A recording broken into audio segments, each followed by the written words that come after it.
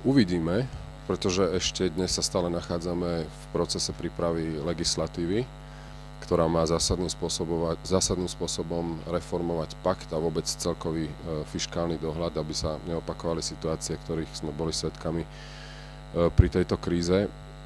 My chceme predovšetkým to, aby boli kritériá a hlavne celý mechanizmus nastavený prísne, aby bola čo možno najväčšia automaticita pre spúšťanie sankcií, a to nie len v situácii, kedy už dôjde k problému či už s vysokým deficitom alebo so zadlžením, ale už aj v časti, kedy krajiny, povedzme, neprekračujú tieto kritériá, ale vidíme zjavne, že krajina sa neuberá dobrým smerom. Čiže tým máme na mysli tú preventívnu časť budúceho paktu, aj tam chceme presadiť čo možno najautomatickejšie sankcie. Ale v praxi samozrejme každý mechanizmus má svoje deficity. Verím, že tento bude nastavený lepšie ako predchádzajúci a predovšetkým preto, aby sme čo najviac eliminovali politický vplyv, pretože toto bol základný problém aj predchádzajúceho paktu, ktorý bol zmäkčený v roku 2005 čiste z politických dôvodov a jeho následky sme videli teraz.